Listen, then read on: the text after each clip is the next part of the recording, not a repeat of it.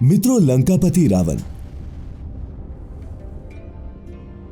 उसे अपने धन और बल पर इतना अभिमान था कि वो देवताओं तक को कुछ नहीं समझता था। कहते हैं कि कई देवताओं को उसने अपने घर में बंदी बनाकर भी रखा था और ग्रह उसकी इच्छा के बगैर चल नहीं पाते थे। लेकिन मित्रों, क्या आप जानते हैं कि इस अभिमानी रावण के जीवन में भी एक ऐसा पल आया होगा जब उसे युद्ध में न सिर्फ हार का सामना करना पड़ा, बल्कि उसे अपने शत्रु का बंदी भी बनना पड़ा था। और उस समय रावण को किसी और ने नहीं बल्कि स्वयं भगवान परशुराम ने बचाया था। तो क्या हुआ था, जानने के लिए आज की इस वीडियो को पूरा देखें। नमस्कार और स्वागत है आप सभी का द डिवाइन टेल्स पर एक बार फिर। मित्रों, इस पौराणिक कथा की शुरुआत होती है रावण और सहस्त्रार्जुन के युद्ध से। कहते हैं एक बार सहस्त्रबाहु अपनी रानियों के साथ नर्मदा नदी के किनारे अटखेलियां कर रहा था। इसी दौरान एक रानी के कहने पर सहस्त्रबाहु ने अपने हाथ फैलाकर नर्मदा के बहाव को ही रोक दिया, जिससे कुछ ही दूरी पर भगवान शिव की पूजा में लीन रावण की पूजन सामग्री बह गई। इससे क्रोधित रावण जब पूजा छोड़कर उठा तो देखा कि सहस्त्रबाहु की वजह से ऐसा हुआ है और उसने सहस्त्रबाहु को दंडित करने का निश्चय बना लिया। रावण ने सहस्त्रबाहु से युद्ध छेड़ दिया, लेकिन हजार भुजाओं वाले सहस्त्रबाहु के प्रहार को वो ज्यादा देर तक झेल नहीं सका। मित्रों, सहस्त्रार्जुन भी रावण की ही तरह एक अभिमानी राजा था। अंतर सिर्फ ये था कि रावण के 10 सिर थे और सहस्त्रार्जुन के 1000 हाथ। युद्ध की समाप्ति के बाद सहस्त्रार्जुन ने रावण को पराजित कर बंदी बना लिया और उसे कारागार में बंद कर दिया। इस युद्ध में पराजय होने के बाद भी रावण का अभिमान खत्म नहीं हुआ। कारागार में बंद होने के बाद रावण विचार करने लगा कि आखिर किस पाप की वजह से मुझे ऐसी सजा मिल रही है। रावण चूंकि भगवान भोलेनाथ का असीम भक्त था, इसीलिए उसने संकट की इस घड़ी में भगवान शिव को याद किया। उधर ऋषि जमदग्नि के पुत्र परशुराम अपनी शिक्षा के लिए सीधे कैलाश पर्वत पहुंच गए थे, जहां उन्होंने भगवान भोलेनाथ को अपना गुरु बनाया।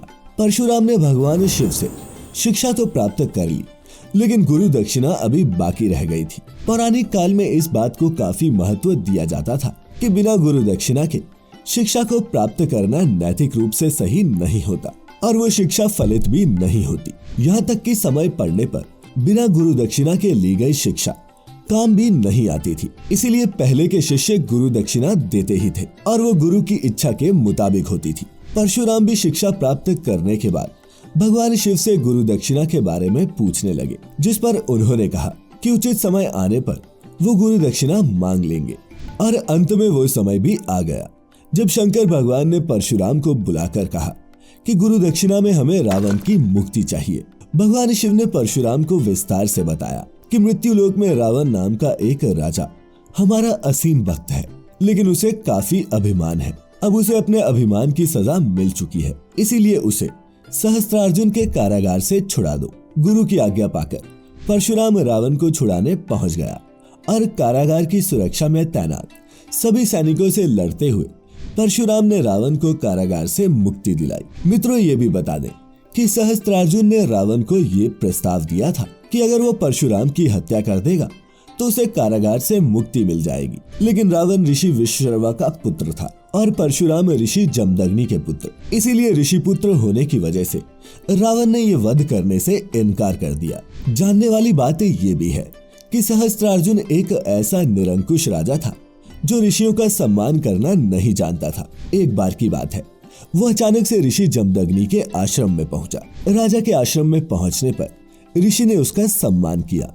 और राजसी भोग खिलाए। ऐसे में सहस्त्रार्जुन ये सोचने लगा कि आश्रम में राजा के खाने योग्य भोजन कहाँ से आया। इस पर उसे इस बात का पता चला कि ऋषि के पास कामधेनु गाय है, जिसकी मदद से ही एक साथ इतने लोगों के लिए स्वादिष्ट खाने का इंतजाम हुआ। ऐसा सुनकर लालच में उसने सैनिकों को यह आदेश दिया कि गाय महल में ले जाई जाए। ऋषि के पास इस तरह की गाय का क्या काम है। उधर कैलाश पर्वत से जब परशुराम अपने आश्रम में पहुंचे तो पता चला कि सहस्त्रार्जुन कामधेनु लेकर महल गया है, जिस पर युद्ध लड़कर परशुराम अपनी गाय वापस ले आए। लेकिन उसके बाद सहस्त्रार्जुन अपने सैकड़ों सैनिकों के साथ पुनः ऋषि जमदग्नि के आश्रम पहुंचा और परशुराम की अनुपस्थिति में गाय लेकर चला गया। यहाँ तक कि सहस्त्रार्जुन ने परशुराम के पिता ऋषि जमदग्नि की हत्या भी कर दी। जब परशुराम ने अपनी माता को विलाप करते देखा तो वो क्रोधित हो उठे। मान्यता है कि परशुराम की मां ने 21 बार छाती पीटकर विलाप किया था। इसी के परिणाम स्वरूप परशुराम ने 21 बार इस पृथ्वी से क्षत्रियों के विनाश का संकल्प लिया और महादेव के शिष्य परशुराम ने सहस्त्रार्जुन को मारकर अपना संकल्प पूरा भी किया। हालांकि इस बात को लेकर भी सवाल उठते हैं कि क्या परशुराम ने 21 बार धरती को क्षत्रियों से विहीन कर दिया था? तो मित्रों, इसका जवाब है नहीं। दरअसल परशुराम ने क्षत्रियों को खत्म करने का नहीं, बल्कि सहस्त्रार्जुन जिस है वंश का था उसका समूल विनाश करने का संकल्प लिया था। और अपने संकल्प को पूरा करने के बाद उन्होंने जीवन में कभी भी युद्ध न करने का प्रण लिया। तो मित्रों, अब आप समझ गए होंगे कि कैसे रावण को सहस्त्रार्जुन नाम के राजा ने बंदी बनाया था और फिर भगवान परशुराम ने उसे बचाया था। आज की इस वीडियो में फिलहाल इतना ही। आपको आज की ये वीडियो कैसी लगी नीचे कमेंट करके जरूर बताएं। अच्छी लगी हो तो लाइक करने के साथ साथ इसे अपने मित्रों और रिश्तेदारों के साथ साझा भी करें। ऐसी सभी धार्मिक और आध्यात्मिक वीडियोस के लिए जुड़े रहे द डिवाइन टेल्स परिवार के साथ। फिलहाल आज के लिए बस इतना ही। अब इजाजत दें। आपका बहुत बहुत शुक्रिया।